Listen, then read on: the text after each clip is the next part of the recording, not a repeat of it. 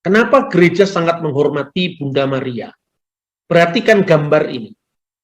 Ini adalah yang disebut Aron Haberit, tabut perjanjian.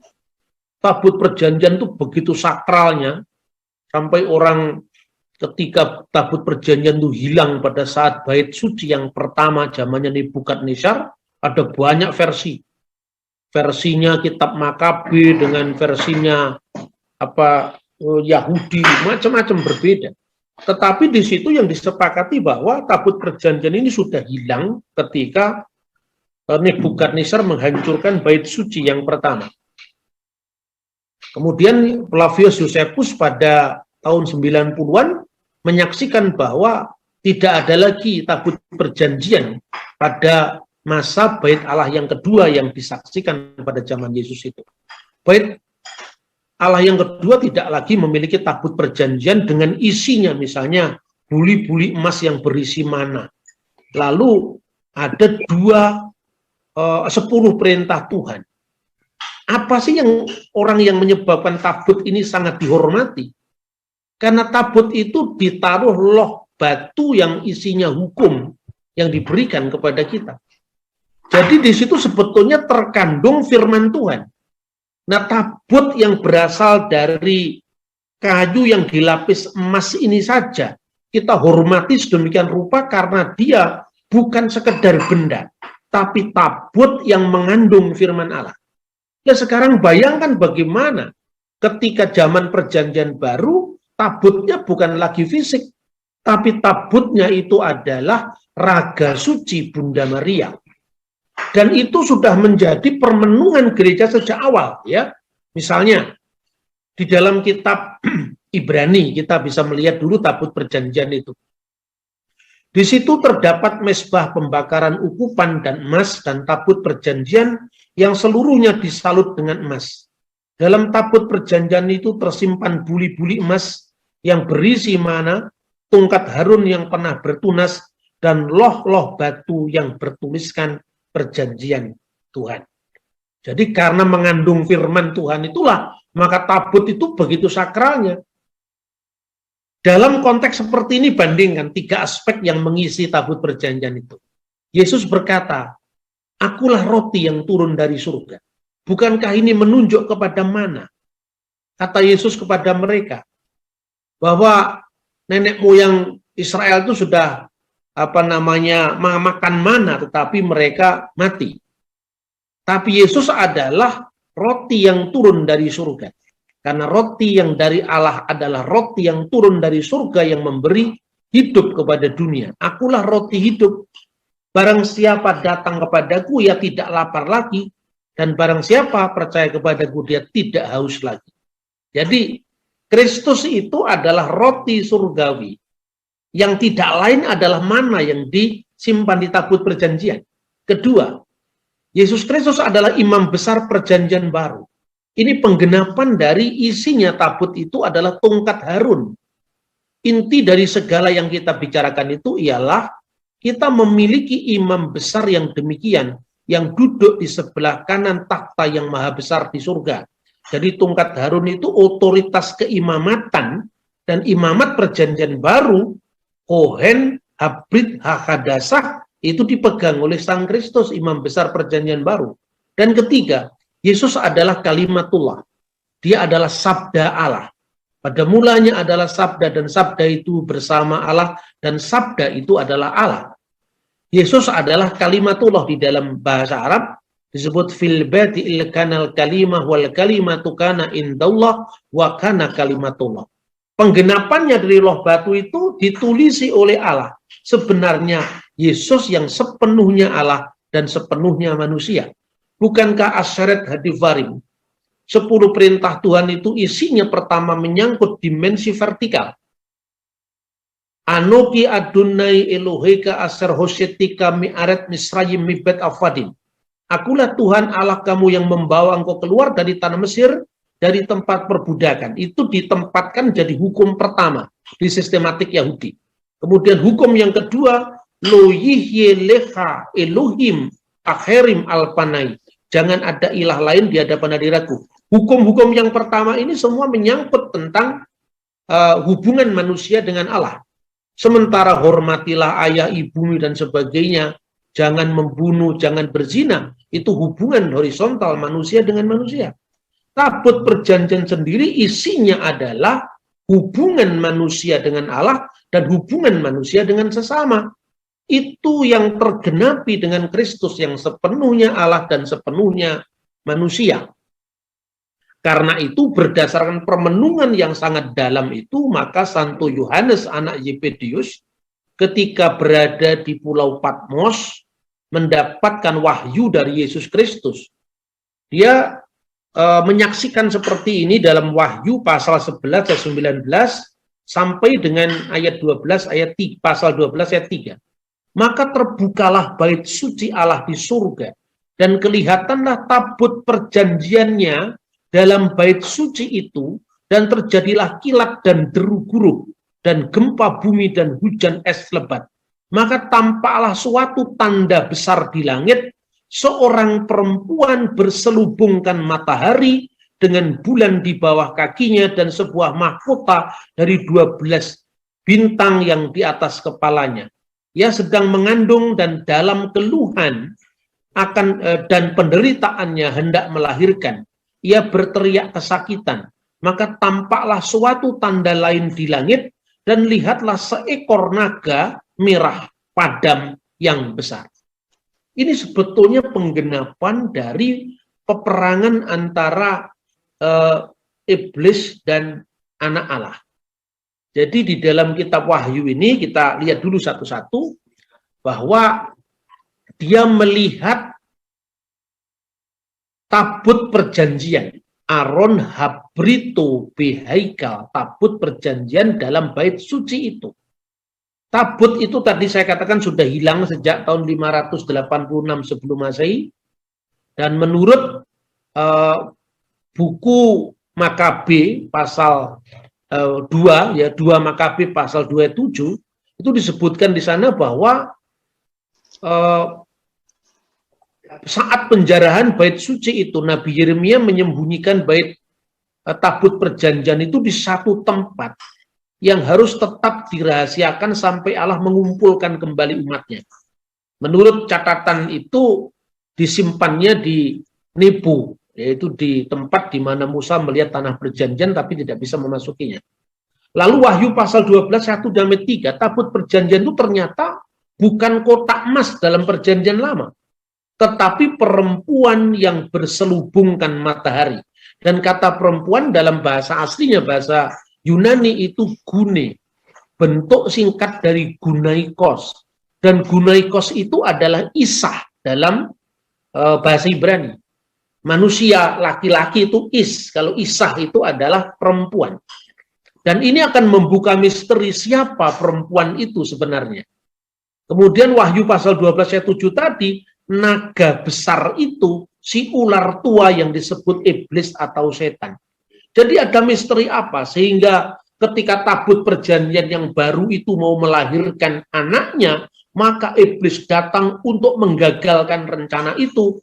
Itulah yang disebut proto-evangelion, Injil pertama. Begitu manusia jatuh ke dalam dosa, Sefer Beresit atau kitab Genesis menubuatkan penebusan Sang Mesias setelah kejatuhan manusia pertama. Dan itu dicatat di dalam kitab Beresit atau kitab Kejadian pasal 3 ayat 15. Aku akan mengadakan permusuhan antara engkau dan perempuan ini, dan keturunannya, keturunanmu dan keturunannya. Keturunannya akan meremukkan kepalamu. Artinya keturunan dari perempuan itu akan meremukkan kepalamu, dan engkau akan meremukkan tumitnya. Engkau, iblis, akan meremukkan tumitnya. Inilah penyalipan. Coba perhatikan, ini bukan sesuatu yang kebetulan. Dan apa yang sampaikan itu bukan tafsiran gereja timur atau tafsiran saya pribadi. Itu tafsiran dari bapak-bapak gereja. Ya, tercatat dalam tulisannya Alkhitis Irenaeus. Alkhitis itu santo. Ya, Irenaeus itu adalah muridnya Polikarpus, dan Polikarpus itu muridnya Rasul Yohanes. Jadi memiliki suksesi yang jelas, tidak dikarang-karang sendiri. Lalu bagaimana orang Yahudi memahami teks ini? Karena kan kitab Taurat itu bukan hanya miliknya orang Kristen, tapi miliknya orang Samaria, miliknya orang Yahudi. Saya kutipkan dari Midrash Bereshit Rabbah 23. Rabbi Tanhuma berkata atas nama Rabbi Samuel, Hawa memiliki rasa hormat untuk benih keturunan yang datang dari tempat lain. Dan itulah Sang Mesias. Perhatikan, ini tafsiran Yahudi loh. Meskipun orang Yahudi menolak Yesus sebagai penggenapannya, tapi artinya tafsiran para bapak gereja itu bukan tafsiran yang seolah-olah muncul tiba-tiba, memiliki dasar sejarah yang bersambung sejak abad pertama. Lalu satu lagi saya bacakan dari Targum Neufiti. Apakah Targum? Targum itu terjemahan parafrase kitab-kitab perjanjian lama ke dalam bahasa Aram, bukan Arab ya, Aramaik. Dan salah satunya itu Targum Neufiti yang saya baca dari Kejadian pasal 15. Aku akan mengadakan permusuhan antara engkau dan perempuan ini, antara benih keturunanmu dan benih keturunannya.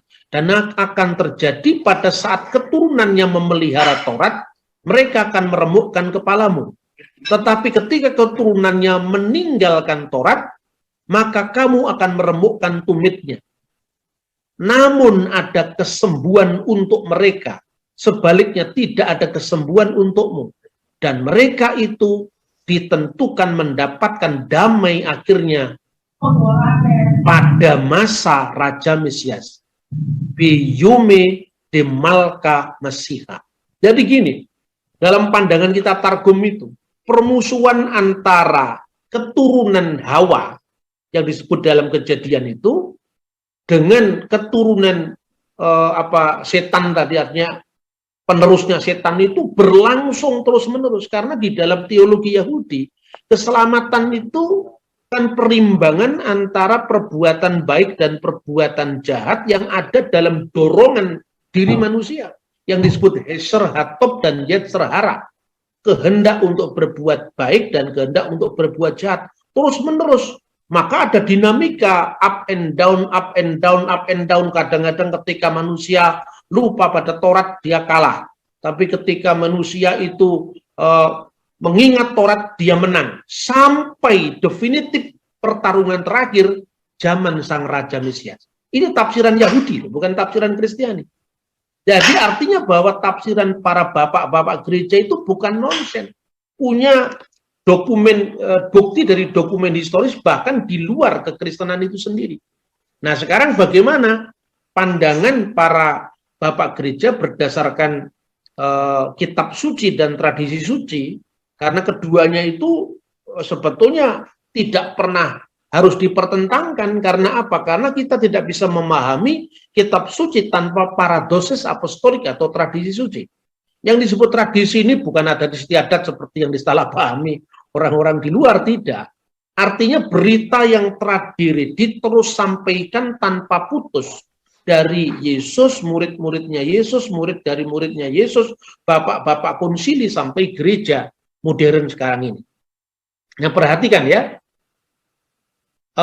ini kutipan dari Mika pasal 5 ayat 1. Identitas perempuan itu terus-menerus disampaikan. Sebab itu, ia akan membiarkan mereka sampai waktu perempuan yang melahirkan. Sekalipun di sini tidak ada kata perempuan, tetapi kata ganti dirinya itu adalah bentuk yang melahirkan. Itu dia perempuan yang melahirkan, telah melahirkan. Dan selebihnya dari saudara-saudaranya akan kembali kepada Israel. Lalu nubuat ini diulangi lagi oleh Nabi Yesaya, bahwa seorang perawan akan melahirkan seorang anak laki-laki dan hendaknya menyebut dia Immanuel. Jadi nubuatan di dalam kitab Yesaya itu merujuk kepada keperawanan Bunda Maria, sementara nubuatan dalam kitab Kejadian pasal 3 ayat 15 dan Mika pasal 5 ayat 1 itu merujuk kepada posisi Maria sebagai Hawa kedua. Dan posisi Maria sebagai Hawa kedua itu secara implisit kan sebetulnya ada di tafsir Yahudi. Hawa memiliki rasa hormat untuk benih yang datang dari tempat lain. Jadi Mesias yang dilahirkan itu tidak lagi muncul dari perempuan yang olehnya manusia jatuh ke dalam dosa. Melalui Hawa lah dosa itu masuk ke dalam dunia karena pelanggarannya. Lalu melalui Bunda Maria karena ketaatannya, aku inilah hamba Tuhan, jadilah kehendakmu atas diriku, atas dasar buah ketaatan Bunda Maria ini, maka Hawa yang kedua itu melahirkan Sang Mesias. Dan kapan penggenapannya itu? Maka sebetulnya di dalam diskusi-diskusi tentang tema Maria ini menarik ya. Kadang-kadang karena gereja-gereja yang tidak lagi mengenal tradisi, bapak-bapak gereja itu kan sangat bebas menafsirkan kitab suci. Akhirnya misalnya ada perdebatan gini, Bunda Maria itu bukan perawan ketika melahirkan Yesus. Akhirnya terus muncul film itu, apa namanya, The Last Tomb of Jesus Christ dari Simon Yakubici itu, yang mengatakan bahwa Yesus itu sebetulnya anak hasil perkosaan dari perwira Romawi yang namanya Pandera, dan itu yang nulis itu sebetulnya orang yang pernah belajar teologi, namanya adalah James Tabor dalam bukunya The Jesus Dynasty. Loh, ini kan ngawur sekarang. Makanya kita perlu perimbangan. Saudara Muslim itu loh, Anda contoh. Sebebas apapun saudara Muslim, begitu bicara tentang akidah, mereka akan kembali kepada tuntunan wahyunya. Tentu kita tidak seperti mereka, tapi artinya kesetiaan pada pewahyuan itu bahkan berlebihan dalam Islam. Kalau dalam kalangan gereja-gereja modern ya, itu malah bebasnya nggak ketulungan gitu loh. Maka diimbangkan antara tradisi suci yang dipelihara lewat sejarah yang tanpa putus tadi dengan pemahaman kita terhadap kitab suci. Maka kemudian kesimpulan perdebatan tentang Maria itu kan begini. Tidak ada bukti Maria itu perawan dalam Alkitab. Itu hanya Lukas yang mengatakan seperti itu. Itu hanya Matius yang mengatakan seperti itu. Tetapi di kitab Perjanjian Baru yang lain nggak ada. Bahkan Paulus sendiri menyebut gunaikos, artinya perempuan. Perempuan kan tidak harus perawan. Itu gara-gara dalam Galatia pasal 4 ayat 4 dikatakan, tetapi setelah genap waktunya maka Allah mengutus anaknya yang lahir dari seorang perempuan gunaikos dan takluk kepada hukum Taurat. Jadi konteks perempuan di sini bukan dipertentangkan dengan keperawanan Maria, tetapi perempuan di sini adalah Hawa kedua. Maka Yesus itu disebut Ben Ha Isa, putra dari perempuan itu yang akan menggenapi. Dan kapan penggenapannya? Ini sungguh sangat mengharukan ketika Anda membaca misalnya di dalam Yohanes pasal 19 ayat 25 sampai dengan 27. Dan dekat salib Yesus berdiri ibunya dan saudara ibunya Maria istri Kleopas dan Maria Magdalena. Ketika Yesus melihat ibunya, perhatikan di sini digunakan kata mitra, artinya ibu secara fisik. Dan murid yang dikasihinya di sampingnya, berkatalah ia kepada ibunya, ya, legi mitri digunakan, ibu inilah anakmu. Ketika Yesus mengatakan ibu inilah anakmu, dia menggunakan kata gunai ideho iasom. Jadi di sini Yesus ada secara secara manusia dalam inkarnasinya. Dia adalah buah tubuh Bunda Maria. Tetapi di sini Maria berperan sebagai wanita yang akan melahirkan Sang Mesias. Itulah sang perempuan tadi. Maka konsisten digunakan kata gunai. Dan kata gunai bentuk singkat dari gunaikos sebagai sapaan hormat itu muncul dari kata Ibrani Isa. Maka dikatakan Yesus melihat meternya ibu secara fisik. Ya, tetapi ketika Yesus bicara kepada ibunya yang secara fisik tadi, Yesus mengatakan, gunai inilah anakmu. Artinya apa? Artinya bahwa Yesus, ya Anda bayangkanlah secara manusiawi lah sekarang, seorang ibu yang melihat putranya, kemudian itu diarak mulai dari benteng Antonia, tempatnya Pilatus, sampai dicambui jatuh pertama, jatuh kedua, dan wanita-wanita itu datang mengiringi Yesus sampai di Golgota. Dan seorang ibu yang pernah melahirkan putranya, ini tidak usah Protestan Katolik lah. Anda perhatikan secara naluri keibuan, naluri kemanusiaan. Kira-kira apa yang dirasakan seorang ibu? Tentu hatinya terhujam. Dan itu yang sebetulnya sudah dinubuatkan dalam Injil Lukas ya. Kita bisa membaca misalnya ketika Yesus disunat dan diserahkan ke bait suci. Lalu ada ungkapan begini dalam pasal 2 ayat 35. Dan suatu pedang akan menembus jiwamu sendiri supaya menjadi nyata pikiran banyak orang. Disinilah sebuah pedang menembus jiwa bunda kita Maria ketika melihat putranya tergantung di atas salib. Tetapi sang putra tadi mengatakan, ibu seolah-olah jangan bersedih. Inilah saatnya aku menggenapi nubuat dalam Taurat Kejadian pasal 3:15.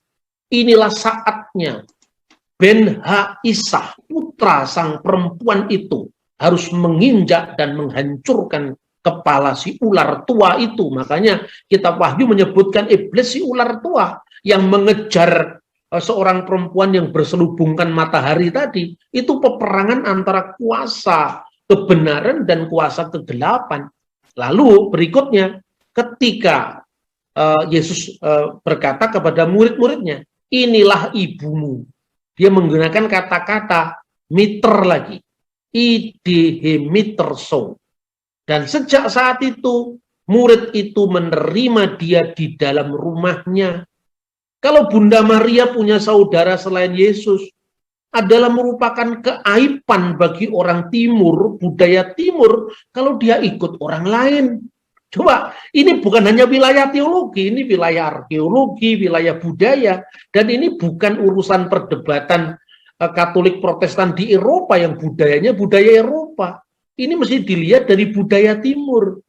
Kalau Anda tanya, sampai hari ini, ya, budaya timur itu sangat menghormati tamu, khususnya di Timur Tengah ya.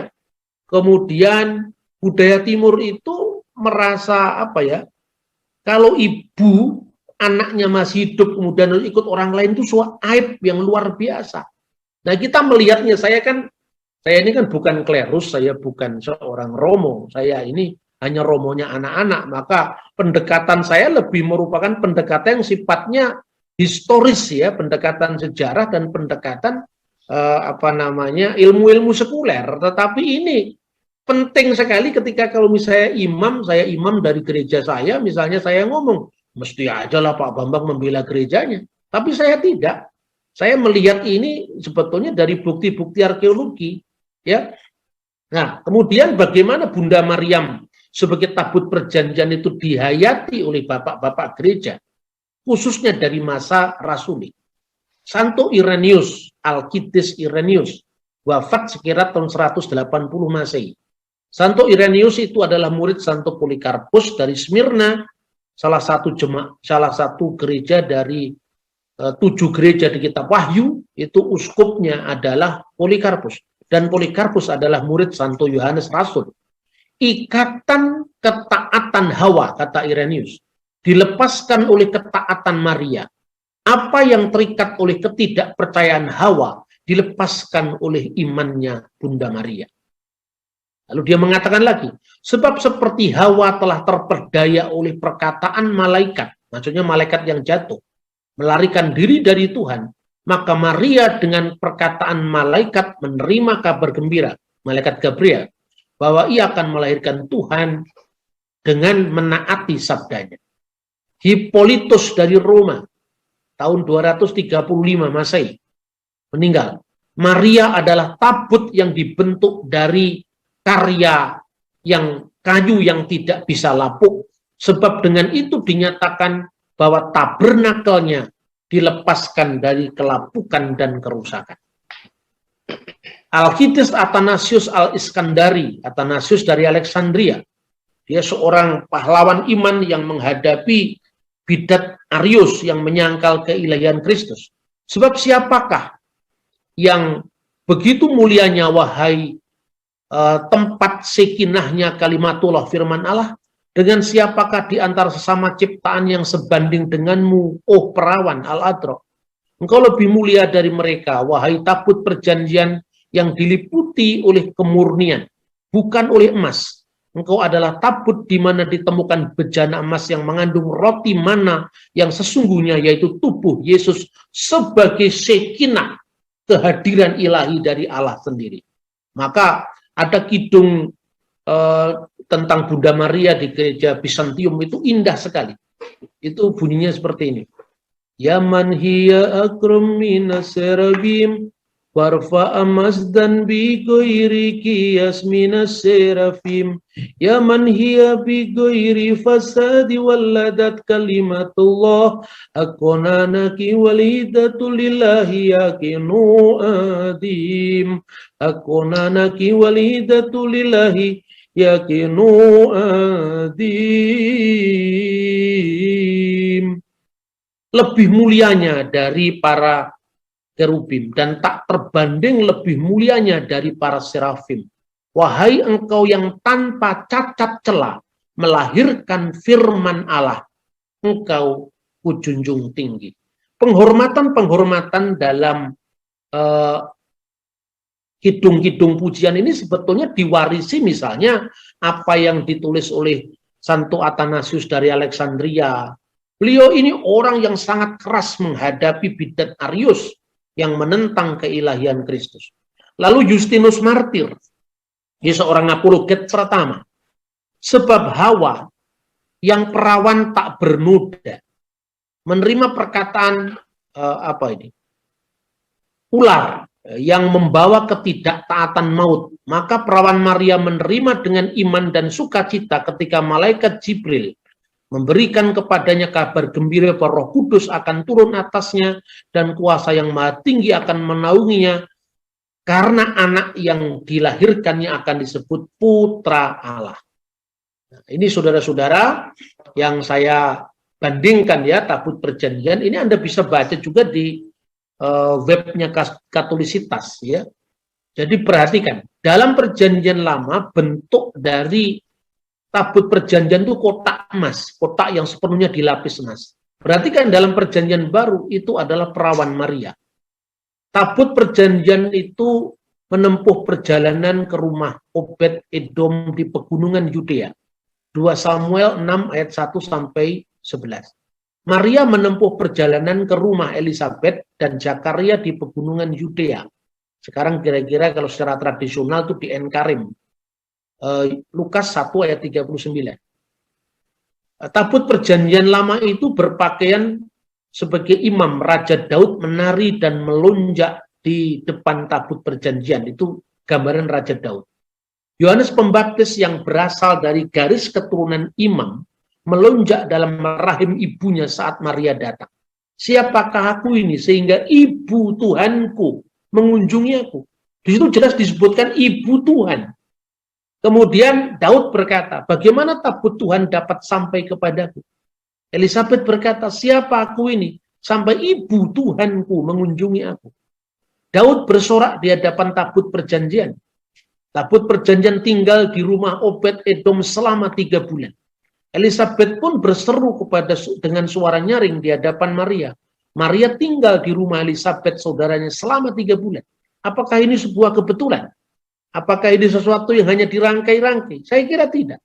Tabut perjanjian kembali ke rumahnya dan akhirnya menetap di Yerusalem, di mana hadirat Tuhan itu ada. Tabernakel, di mana hadirat Tuhan itu ada. Maria kembali ke rumahnya dan akhirnya ke Yerusalem ketika dia mempersembahkan Yesus, firman Allah yang menjadi manusia, juga di bait Allah Yerusalem. Nah ini saudara-saudara, karena itu gereja, dan ini saya kira bukan hanya gereja Katolik, semua gereja kuno, hanya kelompok-kelompok Nestorian saya kira, yang tidak atau kurang menghormati Bunda Maria ya. Itu huruf Arabnya kehilangan huruf alif karena tadi mata saya capek mungkin ya. Itu bunyinya kira-kira begini. Nanti minggu depan kita belajar ya secara lebih dalam. Orang kadang-kadang orang non Katolik ya, non ortodoks itu kadang-kadang bertanya, dari mana itu doa Bunda Maria, Salam Maria itu diambil dari sumber kitab suci? Semuanya ada sebetulnya. Perhatikan ya. Assalamu alaiki ya Maryam, salam bagimu wahai Maryam, ya mamtali'atan nikmatan. Engkau yang penuh kasih karunia. Ar-Rabbu ma'aki, Tuhan besertamu. Mubarakati anti finisai. Terpujilah engkau, terberkatilah engkau di antara wanita. Wa mubarakatus samaratu batniki Yesu al-Masih. Dan terberkatilah engkau buah rahimmu Yesus Kristus. Ini ada di dalam Injil Lukas pasal 1 ayat 42. Kemudian ya khitisah Maryam, wahai santa perawan Maryam, ya walidatul ilah, wahai bunda Allah, wahai sang Theotokos, soli li ajlihna, solawatilah kami, nahnul kotoat atau nahnul kotoya, ala-ana, kami orang yang berdosa ini, ala-ana, pada waktu sekarang, wafis saati mautina, dan pada saat saya mati, amin. Ini di gereja Ortodoks Syria ada, di gereja Katolik ada, di gereja Maronit ada, semuanya ada. Ya, oleh karena itu sebetulnya pertanyaannya sekarang, apakah kita mengucapkan salam Maria itu menyembah Maria? Tidak.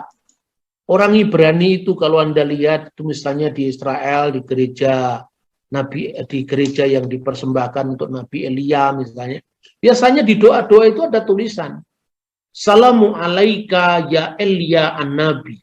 Salam bagimu wahai Nabi Elia. Itu ucapan-ucapan sehari-hari dalam kehidupan umat Israel. Musa itu dalam tradisi Yahudi disebut Revenu Mose alaihu salum. Ya, master kami Musa, salum baginya. Jadi ucapan salam itu diucapkan sebagai penghormatan, sebagai respect, sebagai apa ya, pujian. Seperti kita mengucapkan shalom alaikum bisam hamasyah, assalamu alaik, salamu alaika, itu adalah apa namanya, penghormatan. Tetapi apakah itu penyembahan? Tentu tidak. Karena berbeda antara menyembah dengan sujud proseki dengan hiperdulia, itu berbeda. Nah, kemudian yang kedua, rumus itu semua dari ucapan malaikat. Salam Maria penuh rahmat, atau salamu alaiki ya Maryam ya mamtali'atan nikmat, yang penuh berkah, penuh rahmat, ar-Rabbu ma'aki, Tuhan sertamu, terpujilah engkau di antara wanita. Itu semua ada di dalam kitab suci. Dan terpujilah buah tubuhmu, dalam Alkitab terjemahan lain diterjemahkan buah rahimmu, yaitu Yesus. Karena apa? Yesus itu sepenuhnya Allah sebagai firman Allah, dan sepenuhnya manusia sebagai putranya Maryam. Ya khidisah Maryam, wahai santa perawan Maryam, bunda Allah, ya walidatul ilah, soli li ajlina. Lalu dari mana kita berdoa kepada Maryam, atau supaya doa kita dikabulkan Maryam? Sama sekali tidak. Begini, ini penjelasan kepada orang-orang yang salah paham ya. Orang persekutuan beriman itu tidak putus ketika orang mati. Sebab Yesus mengatakan ketika Lazarus ya meninggal, lalu dia mengatakan kepada saudaranya Lazarus itu, dia tidak mati. Barang siapa percaya kepadaku, dia tetap hidup sekalipun dia sudah mati. Itulah bedanya kematian orang yang di dalam Kristus dan kematian mereka yang di luar Kristus. Jadi sebetulnya ketika kita berbicara persekutuan orang kudus, khususnya Bunda Maria, itu bukan dalam posisi supaya doa kita dikabulkan mereka, tidak, tapi dalam pengertian Bunda Maria bersyafaat untuk kita. Ya, tetap yang menjadi tujuan ya sebetulnya Tuhan, tetapi dalam konteks itu menegaskan persekutuan umat beriman, persekutuan orang kudus itu bukan persekutuan bisu yang tidak bertegur sapa. Kalau misalnya orang keberatan dengan misalnya soli li ajlina, berarti kita menyembah orang mati loh. Itu kan penghinaan kalau kita menyebut Bunda Maria itu mati. Wong itu dari buah rahimnya saja lahirlah Sang Kristus, dan dia yang disentuh oleh keilahian, itu dia menjadi bercahaya. Ingat ketika Musa menerima 10 perintah Tuhan, dia turun dari Gunung Sinai, orang melihat wajahnya bercahaya.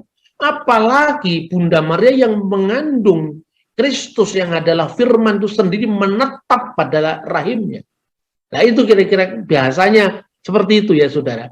Bukan kita mendoakan Bunda Maria, tidak. Ini berbeda dengan misalnya kita mendoakan pemimpin agama, tidak. Justru karena persekutuan orang kudus itu tidak berhenti ketika orang mati, ya, tapi tetap hidup, maka sekarang pertanyaannya, orang-orang yang sekarang di Yerusalem baru itu kerjanya apa sekarang? Bersekutu kan, bersekutu, berdoa, minta kepada Tuhan. Nah yang didoakan siapa? Dia sudah menjadi sempurna. Kan begitu kan? Roh-roh orang benar yang kini sudah menjadi sempurna. Bisa dibaca misalnya di surat Ibrani pasal 12 ya misalnya. Kita membaca misalnya, sebab kamu, pasal 12 ayat 18, sebab kamu tidak datang kepada gunung yang dapat disentuh oleh api yang menyala-nyala, kepada kegelapan, kepada angin badai. Kemudian ayat 22, tetapi kamu sudah datang ke Bukit Sion, kota Allah yang hidup, Yerusalem surgawi, dan kepada beribu-ribu malaikat suatu kumpulan yang meriah, dan kepada jemaat anak-anak sulung yang namanya tercatat di surga, dan kepada Allah yang menghakimi semua orang, dan kepada roh-roh orang benar yang telah menjadi sempurna. Lalu di atas semuanya itu, dan pada Yesus pengantara perjanjian baru, dan kepada darah pemercikan yang berbicara lebih kuat daripada darah Abel. Jadi orang-orang kudus yang sekarang sudah menjadi sempurna ini tidak mati. Dia hidup karena persekutuannya dengan Kristus. Sekarang dia sedang berdoa untuk umat Allah yang sedang dalam peziarahan di dunia. Jadi ketika saya berbicara kepada abuna atau kepada pastor abuna, anak saya mau masuk SMA, tolong doakan. Saya kan tidak menyembah pastor atau abuna, ya. Ketika misalnya kita bernyanyi misalnya, bersama malaikat di surga, lah itu bersama malaikat di surga kita memuji. Artinya apa? Bersama malaikat dan persekutuan orang kudus.